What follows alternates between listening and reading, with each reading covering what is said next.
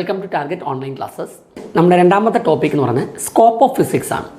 ഈ scope of physics നമ്മൾ explain ചെയ്യുന്നതിന് മുന്നേ ഫിസിക്സിൽ രണ്ട് പ്രിൻസിപ്പൾ ത്രസ്റ്റിനെ കുറിച്ചുകൂടെ നമുക്ക് പറയാം. രണ്ട് കൺസെപ്റ്റ് നമ്മൾ ഫിസിക്സിൽ അറിഞ്ഞിരിക്കണം. സ്കോപ്പ് ഓഫ് ഫിസിക്സ് ആണ് നമ്മുടെ അടുത്ത ടോപ്പിക്. അതിലേക്ക് പോകുന്നതിന് മുന്നേ നമ്മൾ രണ്ട് കൺസെപ്റ്റ് അറിഞ്ഞിരിക്കണം. അതിലൊന്നാണ് യൂണിഫിക്കേഷൻ, അടുത്തതാണ് റിഡക്ഷനിസം. അപ്പോൾ ഈ രണ്ട് പ്രോസസ്സ് നമ്മളൊന്ന് അറിഞ്ഞിരിക്കണം. എന്താണ് യൂണിഫിക്കേഷൻ? അതിൻ്റെ ഡെഫിനിഷൻ എന്ന് പറഞ്ഞാൽ എങ്ങനെയാണ്? In physics we try to explain the diverse physical phenomena in terms of few concept and laws. അതായത് നമ്മൾ ഈ ഫിസിക്സിലെ ഡൈവേഴ്സ് ആയിട്ടുള്ള ഫിസിക്കൽ ഫിനോമിന ഒരു സിംഗിൾ ലോയിലേക്ക് എക്സ്പ്ലെയിൻ ചെയ്യാൻ ശ്രമിക്കാം. In physics we try to explain diverse physical phenomena എന്ന് വെച്ചാൽ നമ്മുടെ ഒരുപാട് ഫിസിക്കൽ ഫിനോമിന ഉണ്ട്. In terms of few concept and laws, അവരെല്ലാം കുറച്ച് കൺസെപ്റ്റ് കൊണ്ട് നമ്മൾ എക്സ്പ്ലെയിൻ ചെയ്യാൻ ശ്രമിക്കാം. അപ്പോൾ നിങ്ങളൊന്ന് ആലോചിച്ച് നോക്കണം, പല പല കാരണങ്ങൾ. ഇപ്പം നമ്മൾ നേരത്തെ ഗ്രാവിറ്റേഷൻ്റെ കാര്യം പറഞ്ഞില്ലേ, ആപ്പിള് താഴോട്ട് വീഴാൻ, മരത്തിൽ നിന്ന് ആപ്പിള് താഴേക്ക് വീഴാൻ കാരണം എന്താണ്? ഗ്രാവിറ്റേഷൻ അല്ലേ? അതായത് നമ്മൾ മരത്തിൻ്റെ മുകളിൽ നിൽക്കുന്ന ആപ്പിൾ താഴേക്ക് വീഴുന്നു, അതിൻ്റെ റീസൺ എക്സ്പ്ലെയിൻ ചെയ്ത് എന്ത് വെച്ചാണ്? ഗ്രാവിറ്റേഷൻ വെച്ചിട്ട് അല്ലേടാ. ഇനി സൂര്യന് ചുറ്റും പ്ലാനറ്റ്സ് റിവോൾവ് ചെയ്യുന്നു. സൂര്യന് ചുറ്റും പ്ലാനറ്റ്സ് റിവോൾവ് ചെയ്യുന്നു, അതിൻ്റെ റീസൺ എന്താ? ഗ്രാവിറ്റേഷൻ. ശരിയല്ലേ? എർത്തിന് ചുറ്റും മൂൺ റിവോൾവ് ചെയ്യുന്നു, അതിൻ്റെ റീസൺ എന്താ? ഗ്രാവിറ്റേഷൻ. അപ്പം ആപ്പിൾ താഴേക്ക് വീഴുന്നതും പ്ലാനറ്റ്സ് റിവോൾവ് ചെയ്യുന്നതും സാറ്റലൈറ്റ് റിവോൾവ് ചെയ്യുന്നതും, ഇപ്പോൾ എർത്തിന് ചുറ്റും സാറ്റലൈറ്റ് റിവോൾവ് ചെയ്യുന്നു. അപ്പോൾ സാറ്റലൈറ്റ്സിൻ്റെ മോഷനും പ്ലാനറ്റ്സിൻ്റെ മോഷനും ആപ്പിൾ താഴേക്ക് വീഴുന്നതും, ഇനി നമ്മളിപ്പം സമുദ്രത്തിൽ വാട്ടർ ലെവൽ കൂടിയും കുറയും ചെയ്യില്ല, നമ്മൾ വേലിയേറ്റം വേലിയിറക്കം എന്നൊക്കെ പറയില്ലേ, അത് ഡിഫൈൻ ചെയ്യുന്നത് എന്ത് വെച്ചിട്ടാണ്? ഗ്രാവിറ്റേഷൻ വെച്ചിട്ടാണ്. അപ്പോൾ നമ്മുടെ ഒരു നാച്ചുറൽ ഫിനോമിന ആയിട്ടുള്ള, ഇപ്പം നമ്മൾ ഈ പറയുന്ന കേസ് നാച്ചുറൽ ഫിനോമിന പറയുകയാണെങ്കിൽ, ഇപ്പം എന്താണ്? ആപ്പിൾ താഴേക്ക് വീഴുന്ന, സമുദ്രത്തിലെ വെള്ളത്തിനകത്തുണ്ടാകുന്ന ഏറ്റക്കുറച്ചിൽ, അതായത് അതിനകത്തുണ്ടാകുന്ന ടൈഡ്സിനകത്തുണ്ടാകുന്ന ഡിഫറൻസ്, ടൈഡിലുണ്ടാകുന്ന വ്യത്യാസം, പ്ലാനറ്റ്സ് എന്ത് ചെയ്യുന്നു? സണ്ണിന് ചുറ്റും റിവോൾവ് ചെയ്യുന്നു, സാറ്റലൈറ്റ് എർത്തിന് ചുറ്റും റിവോൾവ് ചെയ്യുന്നു. ഇതൊക്കെ ഡിഫറെൻറ്റ് ഫിസിക്കൽ ഫിനോമിന അല്ലേ? പക്ഷേ ഇതെല്ലാം നമ്മൾ എക്സ്പ്ലെയിൻ ചെയ്യുന്നത് എന്ത് വെച്ചിട്ടാണ്? ഗ്രാവിറ്റേഷൻ വെച്ചിട്ടല്ലേ? ഈ ഒരു കൺസെപ്റ്റ്, അതായത് ഡിഫറെൻറ്റ് ഫിസിക്കൽ ഫിനോമിനയെ ഒരു തിയറം വെച്ച്, ഒരു ലോ വെച്ചിട്ട് നമ്മൾ എന്ത് ചെയ്യുക? എക്സ്പ്ലെയിൻ ചെയ്യുക. അതായത് നമ്മുടെ കുറേ ഫിനോമിന ഉണ്ട്. Phenomena 1, phenomena 2, phenomena 3. There are several physical phenomena. They are try to explain with a single law or a few system. Single law, ആ ഒരു സിംഗിൾ ലോ വെച്ച് നമ്മൾ ഇതിനെല്ലാം എക്സ്പ്ലെയിൻ ചെയ്യുക. ഡിഫറെൻറ്റ് ഫിനോമിനയെ നമ്മളൊരു സിംഗിൾ ലോ വെച്ച് എക്സ്പ്ലെയിൻ ചെയ്യുക. ആ പ്രോസസ്സിനെയാണ് യൂണിഫിക്കേഷൻ എന്ന് പറയുന്നത്. ഇപ്പോൾ ഗ്രാവിറ്റേഷൻ മാത്രമല്ല, ഇലക്ട്രോ ഡൈനാമിക്സിലും നമുക്കിങ്ങനെ പറയാം. നമ്മൾ സെക്കൻഡ് ഇയറിൽ നിങ്ങൾ കുറേ ടോപ്പിക്സ് ഒക്കെ പഠിക്കും, ഇലക്ട്രോ ഡൈനാമിക്സ്. അവസാനം നമുക്കൊരു കാര്യം മനസ്സിലാവും, മാക്സ്വെൽസിൻ്റെ ലോയിൽ നിന്നാണ് ഇതിനെ എല്ലാത്തിനെയും മാക്സ്വെൽസ് ലോ വെച്ച് നമുക്ക് എന്ത് ചെയ്യാൻ പറ്റും? റീസൺസ് എല്ലാം മാക്സ്വെൽസ് ലോയിലേക്ക് കൊണ്ടുവരാൻ പറ്റും. അപ്പം ഗ്രാവിറ്റേഷൻ ലോ പോലെ തന്നെ മാക്സ്വെൽസ് ലോ എന്ന് പറയുന്നൊരു കൺസെപ്റ്റ്, അത് വെച്ച് നമുക്ക് ഒരുപാട് കാര്യങ്ങൾ എക്സ്പ്ലെയിൻ ചെയ്യാൻ പറ്റും. അപ്പോൾ ഡിഫറെൻറ്റ് ഫിസിക്കൽ ഫിനോമിന ഒരു സിംഗിൾ കൺസെപ്റ്റിൽ എക്സ്പ്ലെയിൻ ചെയ്യുന്ന കൺസെപ്റ്റ്, അതിനെയാണ് നമ്മൾ യൂണിഫിക്കേഷൻ എന്ന് വിളിക്കുന്നത്. അതിൻ്റെ റിവേഴ്സ് ആണ് റിഡക്ഷനിസം എന്ന് വിളിക്കുന്നത്. It is A method of deriving properties of a bigger or more complex system from the properties of constituent particle. അതായത് നമുക്ക് കുറേ കോൺസ്റ്റിറ്റ്യൂവൻസ് പാർട്ടിക്കിൾ ഉണ്ട്. ഈ കോൺസ്റ്റിറ്റ്യൂവൻറ്റ് പാർട്ടിക്കിൾസിന് എല്ലാം കൂടെ ചേർത്ത് നമ്മളൊരു ബിഗർ സിസ്റ്റം ഉണ്ടാക്കിയെടുക്കാം. അപ്പോൾ നോക്കിയാ ഇവിടെ എന്താ നമ്മൾ പറയുന്നത്? ഈ കോൺസ്റ്റിറ്റ്യൂവൻറ്റ് പാർട്ടിക്കിൾസിനകത്തുനിന്ന് ബിഗർ സിസ്റ്റത്തിലേക്ക് പോവാം. മുമ്പേ എന്താ പറഞ്ഞത്? നമ്മൾ കുറേ ഫിസിക്കൽ ഫിനോമിന നമ്മൾ ഒരു സിംഗിൾ ലോയിൽ നിന്ന് ഡിഫൈൻ ചെയ്യാൻ പറ്റുക. ഒരു സിംഗിൾ ലോ വെച്ച് നമുക്ക് കുറേ കാര്യങ്ങൾ ഡിഫൈൻ ചെയ്യാൻ പറ്റുക. അതിനെയാണ് നമ്മൾ യൂണിഫിക്കേഷൻ എന്ന് പറഞ്ഞത്. അതിൻ്റെ റിവേഴ്സ് കൺസെപ്റ്റാണ് റിഡക്ഷനിസം. അതായത് നമ്മൾ കുറേ ബേസിക് പാരാമീറ്റേഴ്സ് പഠിക്കാം. ആ ബേസിക് പാരാമീറ്റേഴ്സിന് എല്ലാത്തിനകത്തൂടെ ചെന്ന് നമ്മളൊരു കോംപ്ലക്സ് അപ്രോച്ചിലേക്ക് ചെല്ലുക. ഇപ്പോൾ ഒരു എക്സാമ്പിളായിട്ട് പറയുന്നത് തെർമോഡൈനാമിക്സ് എന്ന് പറയുന്ന ഒരു കോംപ്ലക്സ്, ഒരു ബിഗർ അപ്രോച്ചാണ്. പക്ഷേ അതിനകത്തെ കോൺസ്റ്റിറ്റ്യൂവൻറ്റ് പാർട്ടിക്കിൾസ് എന്താ? ഇപ്പം നമ്മൾ ടെമ്പറേച്ചർ എന്ന് പറയുന്നത്, അല്ലെങ്കിൽ അതിനകത്ത് എൻഡാൽപ്പി, എൻട്രോപ്പി എന്നൊക്കെ പറഞ്ഞ കുറേ ബേസിക് ടേംസ്, ആ ടേംസിനെ എല്ലാത്തിനെയും കൂടെ ചേർത്തിട്ടാണ്, ആ ടേംസ്, ആ ബേസിക് പാരാമീറ്റേഴ്സിൽ നിന്നാണ് നമ്മളൊരു കോംപ്ലക്സ് സിസ്റ്റത്തിലേക്ക് എത്തിച്ചേരുന്നത്. ഇപ്പോൾ തെർമോഡൈനാമിക്സ് എന്ന് പറയുന്ന ബ്രാഞ്ച് നമ്മുടെ 19th സെഞ്ച്വറിയിൽ ഉണ്ടായതാണ്. പക്ഷേ അതിനകത്തെ കോൺസ്റ്റിറ്റ്യൂവൻറ്റ് പാർട്ടിക്കിൾസ് ഒക്കെ നമുക്ക് നേരത്തെ അറിയാവുന്നതാണ്. അതിനേക്കാൾ മുമ്പേ നമ്മൾ പഠിച്ച കാര്യങ്ങളാണ്. അല്ല, തെർമോഡൈനാമിക്സ് എന്ന് പറഞ്ഞ ബ്രാഞ്ച് വന്നതിന് ശേഷമല്ല നമ്മൾ അതിനകത്ത് ടെമ്പറേച്ചർ അല്ലെങ്കിൽ അതിനകത്ത് ബാക്കി പാരാമീറ്റേഴ്സിനെ കുറിച്ച് പഠിക്കാൻ പോയത്. അപ്പോൾ ഇതുപോലത്തെ കുറേ കോൺസ്റ്റിറ്റ്യൂവൻറ്റ് പാർട്ടിക്കിൾസ് നമുക്കറിയാമായിരുന്നു. ആ കോൺസ്റ്റിറ്റ്യൂവൻറ്റ് പാർട്ടിക്കിൾസ് എല്ലാം കൂടെ ചേർത്തൊരു ബിഗർ അപ്രോച്ചിലേക്ക് എത്തി. അതിനെയാണ് നമ്മൾ എന്തെന്ന് വിളിക്കുന്നത്? റിഡക്ഷനിസം എന്ന് വിളിക്കുന്നത്. അടുത്ത കൺസെപ്റ്റ് നമ്മൾ എന്താണെന്ന് വെച്ചാൽ യൂണിഫിക്കേഷൻ. ഈ റിഡക്ഷനിസവും യൂണിഫിക്കേഷൻ എന്ന് പറയുന്നത് ഫിസിക്സിലെ രണ്ട് പ്രിൻസിപ്പൽ ത്രസ്റ്റ് ആയിട്ടാണ് നമ്മൾ കൺസിഡർ ചെയ്യുന്നത്. ഈ രീതിയിലേക്ക് എല്ലാ കാര്യങ്ങളും കൊണ്ടുവരാൻ നമ്മൾ ഫിസിക്സിൽ ശ്രമിച്ചുകൊണ്ടിരിക്കും. ഞാനിപ്പോൾ സ്കോപ്പ് എന്താണെന്ന് പറയുന്നതിന് മുന്നേ നിങ്ങളോട് രണ്ട് ടേംസ് പറഞ്ഞേ ഉള്ളൂ, യൂണിഫിക്കേഷൻ ആൻഡ് റിഡക്ഷനിസം. ഇത് നമ്മുടെ രണ്ട് അപ്രോച്ചാണ് ഫിസിക്സിലെ. കുറേ ഫിസിക്കൽ ഫിനോമിന കണ്ടുപിടിക്കാം. അതിനെ എല്ലാത്തിനെയും നമ്മൾ ഒരു പെർട്ടിക്കുലർ ലോയിലേക്ക് അല്ലെങ്കിൽ ഒന്നോ അല്ലെങ്കിൽ കുറച്ച് പെർട്ടിക്കുലർ ലോ കൊണ്ട് എക്സ്പ്ലെയിൻ ചെയ്യാൻ ശ്രമിക്കാം. അപ്പോൾ നമ്മുടെ ഭയങ്കരമായിട്ട് ഫിസിക്കൽ ഫിനോമിന ഉണ്ട്, അതെല്ലാം കുറച്ച് തിയറം വെച്ച് എക്സ്പ്ലെയിൻ ചെയ്യാം. അതാണ് ഫസ്റ്റ് അപ്രോച്ച്. സെക്കൻഡ് അപ്രോച്ച് എന്താ? ചെറിയ ചെറിയ സ്മോൾ നമ്മൾ പ്രോപ്പർട്ടീസ് പഠിച്ചിട്ട് അതിനെ എല്ലാം കൂടെ ചേർത്തൊരു ബിഗർ അപ്രോച്ചിലേക്ക് കൊണ്ടുവരിക. രണ്ട് ഡിഫറെൻറ്റ് അപ്രോച്ചാണ് നമ്മൾ ഫിസിക്സിൽ ഉപയോഗിക്കുന്ന രണ്ട് ഡിഫറെൻറ്റ് അപ്രോച്ചാണ്. ടു ഫിസിക്കൽ ത്രസ്റ്റ് എന്നാണ് നമ്മളിതിനെ പറയുന്നത്. ഫിസിക്സിൽ രണ്ട് ഫിസിക്കൽ ത്രസ്റ്റ് ആയിട്ടാണ് നമ്മളിതിനെ കൺസിഡർ ചെയ്യുന്നത്. ഇനി നമുക്ക് സ്കോപ്പിലേക്ക് തന്നെ തിരിച്ചു പോകാം. നമുക്ക് രണ്ട് കാറ്റഗറിയിലാണ് സ്കോപ്സ് നമ്മൾ ജനറലി എക്സ്പ്ലെയിൻ ചെയ്യുന്നത്. ഒന്ന് മൈക്രോസ്കോപ്പിക്, ഒന്ന് മാക്രോസ്കോപ്പിക് ഡൊമൈൻ ആൻഡ് അടുത്തത് മൈക്രോസ്കോപ്പിക് ഡൊമൈൻ. നിങ്ങൾ നോക്കിയേ, നമ്മൾ ഫിസിക്സിൽ എന്തൊക്കെ നാച്ചുറൽ ഫിനോമിനയാണ് പറയുന്നത്? നമ്മൾ ഈ യൂണിവേഴ്സിനെ കുറിച്ച് പഠിക്കുക. യൂണിവേഴ്സ് എന്ന് പറഞ്ഞാൽ എത്രത്തോളം വലുപ്പമുണ്ടെന്ന് നമുക്കറിയാം. ഈ യൂണിവേഴ്സിനെ കുറിച്ച്, ഈ ഗാലക്സിയെക്കുറിച്ച് നമ്മൾ പഠിക്കുന്നത്, നമ്മുടെ ഗാലക്സിയെക്കുറിച്ച് നമ്മൾ പഠിക്കുന്നത് ഫിസിക്സിലാണ്. ആറ്റത്തിനെയും മോളിക്യൂൾസ് അല്ലെ പ്രോട്ടോൺ, ന്യൂട്രോൺ, അതിനകത്തുള്ള സബ് ആറ്റോമിക് പാർട്ടിക്കിൾസിനെ കുറിച്ച് നമ്മൾ പഠിക്കുന്നതും എവിടെയാണ്? ഫിസിക്സിലാണ്. ഇതാണ് ഫിസിക്സിൻ്റെ സ്കോപ്പ് എന്ന് നമ്മൾ യഥാർത്ഥത്തിൽ പറയുന്നത്. അത് എത്ര വലിയ പാർട്ടിക്കിൾസിനെ കുറിച്ച് നമ്മൾ പഠിക്കും, എത്ര ചെറിയ പാർട്ടിക്കിൾസിനെ കുറിച്ച് നമ്മൾ പഠിക്കും. ഇതിനെയാണ് നമ്മൾ എന്തെന്ന് പറയുന്നത് നമ്മുടെ അപ്പോൾ നമ്മൾ ഫിസിക്സിലെ എൻ്റയർ സ്റ്റഡി എന്ന് പറയുന്നത് രണ്ട് ഡൊമൈനായിട്ടാണ് പഠിക്കുന്നത്, മാക്രോസ്കോപ്പിക് ആൻഡ് മൈക്രോസ്കോപ്പിക്. ആ പേര് പോലെ തന്നെ നമുക്ക് പറഞ്ഞുകൂടാ. എന്താ macroscopic domain? Study about big particles. ഇപ്പോൾ നമ്മളൊരു എന്താ പറയുക, ആസ്ട്രോണമിക്കൽ സ്കെയിൽ ഓഫ് സ്റ്റഡി എന്ന് വെച്ചാൽ നമ്മുടെ ഈ ആസ്ട്രോണമിക്കൽ എല്ലാ കാര്യങ്ങളെക്കുറിച്ച് നമ്മൾ പഠിക്കുക. ഒരു ആസ്ട്രോണമിക്കൽ സ്കെയിൽ ഓഫ് സ്റ്റഡി അല്ലെങ്കിൽ ഒരു ടെറസ്ട്രിയൽ സ്കെയിൽ ഓഫ് സ്റ്റഡി, ഇതിനെയാണ് നമ്മൾ മാക്രോസ്കോപ്പിക് അപ്രോച്ച് എന്ന് വിളിക്കുന്നത്. മാക്രോസ്കോപ്പിക്. ഇപ്പോൾ ഒരു ആറ്റം ലെവൽ അല്ലെങ്കിൽ മോളിക്കുലാർ ലെവൽ, അതിനെയാണ് നമ്മൾ മൈക്രോസ്കോപ്പിക് സ്റ്റഡി എന്ന് വിളിക്കുന്നത്. എന്താ വിളിക്കുക? മൈക്രോസ്കോപ്പിക് സ്റ്റഡി എന്ന് വിളിക്കുന്നത്. ഇപ്പോൾ നമ്മളൊരു ഒരു മാറ്റർ എടുക്കാമെന്ന് വയ്ക്കാം. ആ മാറ്ററിനെ നമുക്ക് വീണ്ടും ഡിവൈഡ് ചെയ്യാം അല്ലേ? ഒരു മാറ്റർ, ഒരു പാർട്ടിക്കിൾ നമ്മൾ എടുത്തു, ആ പാർട്ടിക്കിൾ നമുക്ക് വീണ്ടും ഡിവൈഡ് ചെയ്യാം. ഡിവൈഡ് ചെയ്യുമ്പോൾ നമുക്ക് അതിനകത്തൊരു മോളിക്കുലാർ ലെവൽ കിട്ടും അല്ലേ? മോളിക്യൂൾസ് കിട്ടും. അത് നമ്മൾ വീണ്ടും ഡിവൈഡ് ചെയ്യാമെങ്കിൽ നമുക്ക് അതിനകത്തൊരു ആറ്റം ലെവൽസ് കിട്ടും. അത് നമ്മൾ വീണ്ടും ഡിവൈഡ് ചെയ്യാമെങ്കിൽ നമുക്ക് എന്ത് കിട്ടും? ഒരു ന്യൂക്ലിയർ ലെവൽ കിട്ടും. ഈ മോളിക്കുലാർ ലെവൽ അല്ലെങ്കിൽ ആറ്റം ലെവൽ അല്ലെങ്കിൽ ന്യൂക്ലിയർ ലെവൽ, ഈ ഒരു ടൈപ്പ് ഓഫ് കൺസെപ്റ്റ്, ഈ ഒരു അപ്രോച്ചിനെയാണ് നമ്മൾ മൈക്രോസ്കോപ്പിക് ഡൊമൈൻ എന്ന് വിളിക്കുന്നത്. അപ്പോൾ ഈ മാറ്റർ, ഈ വലിയൊരു കൺസെപ്റ്റിനെയാണ് നമ്മൾ എന്തെന്ന് വിളിക്കുന്നത്? മാക്രോസ്കോപ്പിക് ഡൊമൈൻ എന്ന് വിളിക്കുന്നത്. അപ്പോൾ നമ്മൾ ആ ഫിസിക്സിലെ സ്കോപ്പ് എന്താണെന്ന് വെച്ചാൽ എന്താണ്? നമ്മൾ ഈ ആറ്റത്തിനെ കുറിച്ച് അല്ലെങ്കിൽ സബ് ആറ്റോമിക് പാർട്ടിക്കിൾ മുതൽ വളരെ ചെറിയ നമുക്ക് കാണാൻ പറ്റാത്ത സബ് ആറ്റോമിക് പാർട്ടിക്കിൾ മുതൽ ഈ വിശാലമായ ഗാലക്സിയെക്കുറിച്ച് വരെ നമ്മൾ എന്തിനകത്ത് പഠിക്കുന്നുണ്ട്? ഫിസിക്സിനകത്ത് പഠിക്കുന്നുണ്ട്. അപ്പോൾ എപ്പോഴും നമ്മൾ ആ അപ്രോച്ച് രണ്ട് കൺസെപ്റ്റ്, രണ്ട് കൈൻഡ്സ് ആയിട്ടാണ് എടുത്തിരിക്കുന്നത്. അപ്പോൾ ഫിസിക്സിന് നമ്മൾ രണ്ട് രീതിയിലാണ് അപ്രോച്ച് ചെയ്യുന്നത്, മൈക്രോസ്കോപ്പിക് ആൻഡ് മാക്രോസ്കോപ്പിക് എന്ന് വെച്ചാൽ നമുക്ക് ഇങ്ങനെ വേണേൽ പറയാം. ഫിസിക്സിനെ നമ്മൾ രണ്ട് രീതിയിൽ ക്ലാസിഫൈ ചെയ്യാം. അപ്പോൾ ഈ ഫിസിക്സ് എന്ന് പറയുന്നത് നമ്മൾ രണ്ട് ക്ലാസിഫിക്കേഷൻ, ഫിസിക്സിനെ നമ്മൾ പ്രധാനമായിട്ടും രണ്ടായിട്ടാണ് ക്ലാസിഫൈ ചെയ്തിരിക്കുന്നത്. ഒന്ന് നമ്മൾ വിളിക്കുന്നത് ക്ലാസിക്കൽ ഫിസിക്സ്. എന്താണ് വിളിക്കുക? Classical physics. രണ്ടാമത്തെ നമ്മൾ എന്താ വിളിക്കുന്നത്? Classical physics. രണ്ടാമത്തെ നമ്മൾ എന്താ വിളിക്കുക? Modern physics.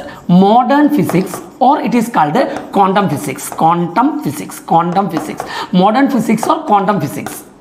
അപ്പം ഒന്നാമത്തെ പാർട്ട് ഏതാ? Classical physics. രണ്ടാമത്തെ എന്താ?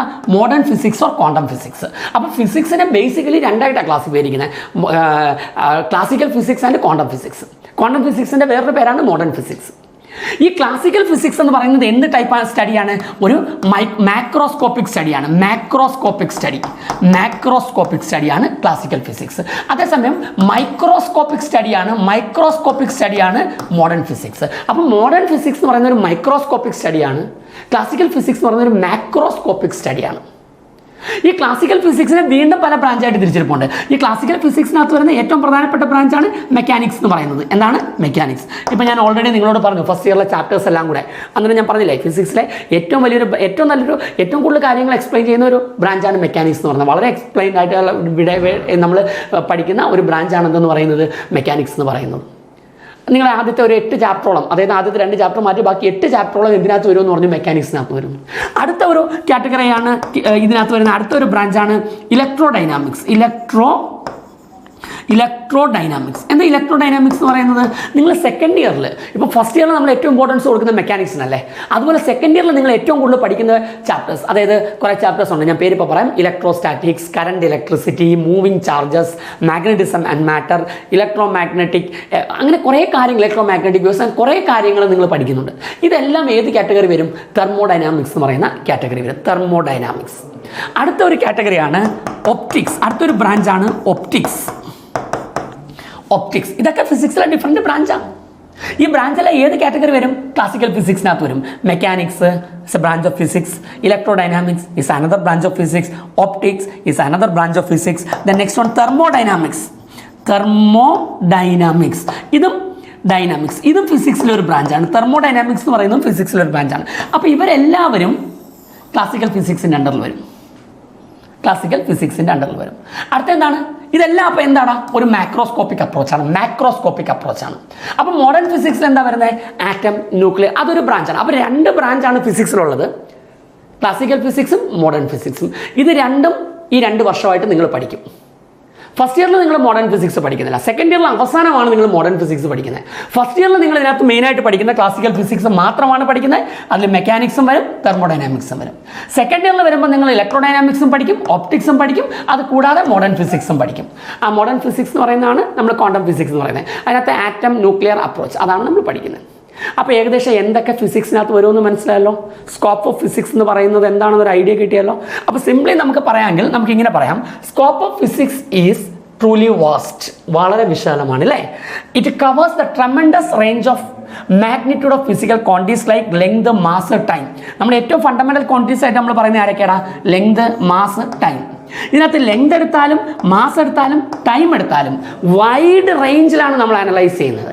ആ റേഞ്ച് എവിടം വരെ പോകുമെന്ന് നമ്മൾ നോക്കിയാൽ, ഇപ്പോൾ അതുകൊണ്ട് ലെങ്തിൻ്റെ റേഞ്ച് നമ്മളിപ്പോൾ ഈ 2 വർഷം അല്ലെങ്കിൽ ഇനി എൻ്റയർലി നമ്മൾ ഫിസിക്സിൽ പഠിക്കുന്ന എൻ്റയർ റേഞ്ച് പഠിക്കുന്ന ഓരോ ക്വാണ്ടിറ്റീസ്, മാസ്, ലെങ്ത്, ടൈം എടുത്താൽ അതിൽ ലെങ്ത് എന്ന് പറയുന്ന ക്വാണ്ടിറ്റി നിങ്ങൾ 10⁻⁻15 മീറ്റർ തൊട്ട് 10⁻26 മീറ്റർ വരെ പഠിക്കും. 10⁻⁻15 മീറ്റർ തൊട്ട് 10⁻36 മീറ്റർ വരെ, ഇതൊരു സ്മോളർ സൈസ് മുതൽ ബിഗർ സൈസ് വരെ നമ്മൾ പഠിക്കും. അപ്പോൾ ഈ സൈസ് എന്ന് പറയുമ്പോൾ ഏകദേശം ഒരു ന്യൂക്ലിയസിൻ്റെ സൈസാണ്. ഒരു ന്യൂക്ലിയസിൻ്റെ സൈസാണ് 10⁻⁻15 മീറ്റർ. നമ്മുടെ എൻ്റെ ഗാലക്സിയുടെ സൈസാണ് 10⁻26 മീറ്റർ എന്ന് പറയുന്നത്. അപ്പോൾ അത്രയും വൈഡ് റേഞ്ചിൽ നമ്മൾ ഫിസിക്സിൽ കാര്യങ്ങൾ പഠിക്കും. ലെങ്തിൻ്റെ കാര്യം പറഞ്ഞേ. ടൈം എടുക്കുവാണെങ്കിൽ നോക്കിയാൽ 10⁻⁻22 സെക്കൻഡ് മുതൽ 10⁻18 സെക്കൻഡ് വരെ. അപ്പോൾ 10⁻⁻22 സെക്കൻഡ് നമ്മൾ ആലോചിച്ചോളൂ എത്രത്തോളം ചെറിയ ടൈമാണെന്ന്. ആ ടൈം മുതൽ 10⁻18 സെക്കൻഡ് വരെ നമ്മൾ ഫിസിക്സിൽ ഈ ടോപ്പിക്കുമായിട്ട് ഡീൽ ചെയ്ത് പഠിക്കും. ഇനി അടുത്ത മാസ് നോക്കിയേ. 10⁻30 കിലോഗ്രാം. 10⁻30 കിലോഗ്രാം എന്ന് പറയുമ്പോഴത്തേക്ക് ഒരു ഇലക്ട്രോണിൻ്റെ മാസ്, വളരെ ചെറിയ മാസ്. അത് മുതൽ 10⁻55 കിലോഗ്രാം. 10⁻55 കിലോഗ്രാം എന്ന് പറഞ്ഞാൽ നമ്മുടെ ഈ ഗാലക്സിയുടെ മാസ്. അപ്പം എല്ലാ കാര്യങ്ങളും വളരെ ചെറിയ പാർട്ടിക്കിൾ മുതൽ വളരെ വലിയ പാർട്ടിക്കിൾ. അപ്പം വളരെ വൈഡായിട്ടുള്ള ഒരു സ്റ്റഡിയാണ് ഫിസിക്സ്.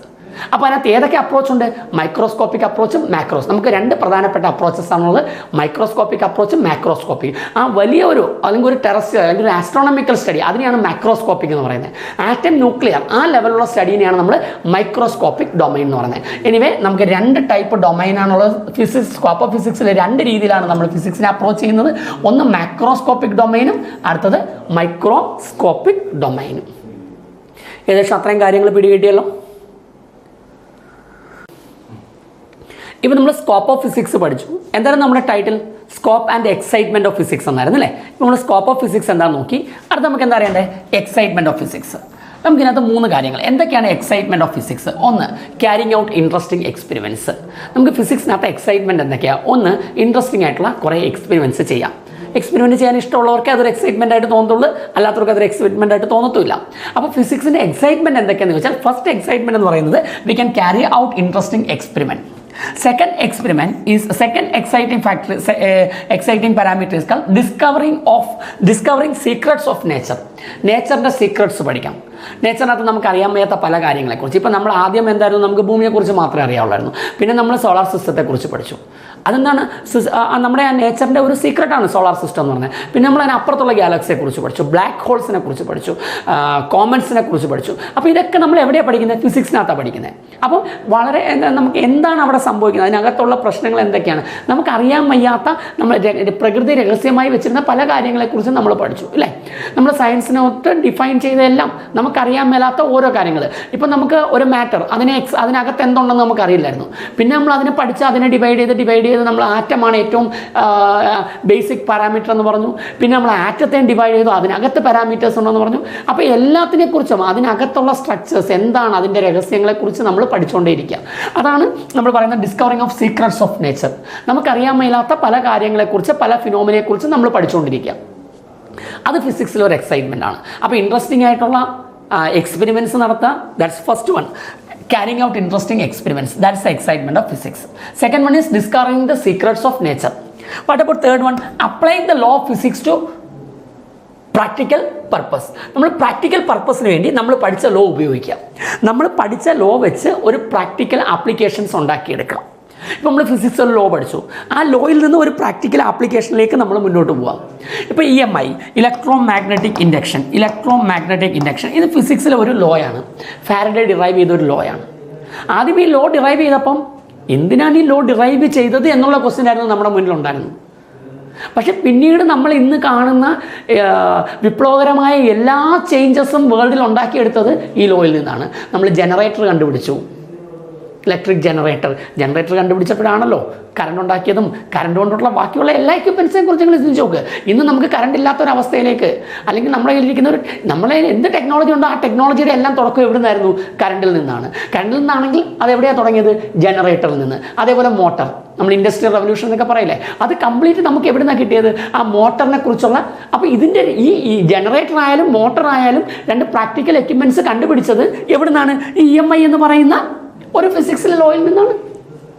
അപ്പോൾ ഫിസിക്സിലെ ഒരു ലോയാണ് ഇലക്ട്രോ മാഗ്നറ്റിക് ഇൻഡക്ഷൻ, അല്ലെ ഒരു പ്രോസസ്സാണ്, ഒരു തിയറിയാണ്. നമ്മളൊരു പ്രോസസ്സ് പറഞ്ഞു, അതിൽ നിന്ന് പിന്നെ ഡെവലപ്പ് ചെയ്താണ് ബാക്കി അതിനകത്തുള്ള കാര്യങ്ങൾ മൊത്തം. അപ്പോൾ നമുക്ക് വിരലുകൊണ്ട് എണ്ണി പറയാവുന്ന കാര്യങ്ങളൊന്നും അല്ല ഇതിൽ നിന്ന് ഡെവലപ്പ് ചെയ്തെടുത്തത്. ഇന്ന് നമ്മൾ അനുഭവിക്കുന്ന എല്ലാ സുഖ സൗകര്യങ്ങളുടെയും പ്രധാനപ്പെട്ട പോർഷൻ നമ്മൾ ഉണ്ടാക്കിയെടുത്തത് ഈ ഒരു കൺസെപ്റ്റിന് ശേഷമാണ്, ഇലക്ട്രോ മാഗ്നറ്റിക് ഇൻഡക്ഷന് ശേഷമാണ്. അതുപോലെ നമ്മൾ അറ്റോമിക് തിയറീസ് പഠിച്ചു, അറ്റോമിക് തിയറീസ് പഠിച്ചു, ആറ്റത്തിനെ കുറിച്ച് പഠിച്ചു, അറ്റോമിക് സ്ട്രക്ചർ പഠിച്ചു. അതിനെക്കുറിച്ച് പഠിച്ചപ്പോൾ നമ്മൾ അതിൽ നിന്ന് എന്തുണ്ടാക്കി? ആറ്റം ബോംബ് ഉണ്ടാക്കി. അറ്റോമിക് സ്ട്രക്ചറിനെ കുറിച്ച് പഠിച്ചു, അതൊരു തിയറിയാണ്. ആ തിയറിയിൽ നിന്ന് നമ്മൾ ഉണ്ടാക്കിയെടുത്ത പ്രാക്ടിക്കൽ ഡിവൈസാണ് atom bomb, nuclear reactor. Atom bomb എന്ന് പറയുമ്പോൾ നമുക്ക് നാശം ഉണ്ടാക്കിയ ഒരു സാധനമാണ്. ന്യൂക്ലിയർ റിയാക്ടർ എന്ന് പറയുമ്പോൾ ഒരുപാട് നേട്ടങ്ങൾ ഉണ്ടാക്കിയ. അപ്പോൾ ഒരേ കാര്യത്തിൽ നിന്ന് തന്നെയാണ് നമ്മൾ രണ്ടിടത്തോട്ടും പഠിച്ചത്. അപ്പോൾ ഇതുപോലൊരു കാര്യം പഠിക്കുക, ഒരു തിയറി പഠിക്കുക, അതിൽ നിന്ന് പുതിയ പുതിയ പ്രോഡക്ട്സ് ഉണ്ടാക്കുക. അപ്പോൾ ഇതൊക്കെയാണ് എക്സൈറ്റ്മെൻറ്റ് ഓഫ് ഫിസിക്സ്. അപ്പം എന്താണ്? Carrying out interesting experiments, first part. Discovering secrets of nature, second part. Applying law of physics for practical, നമുക്ക് പ്രാക്ടിക്കൽ ആവശ്യമുള്ള കാര്യങ്ങൾ ഉണ്ടാക്കിയെടുക്കാൻ വേണ്ടി നമ്മൾ ഇത് ഉപയോഗിക്കാം. രണ്ട് കാര്യങ്ങളാണ് നമ്മളിപ്പോൾ എക്സ്പ്ലെയിൻ ചെയ്തത് അല്ലേ? Scope of physics and excitement of physics. ഇന്ന് നമ്മൾ ഈ ടോപ്പിക് ഇവിടെ വൈൻഡപ്പ് ചെയ്യുകയാണ്.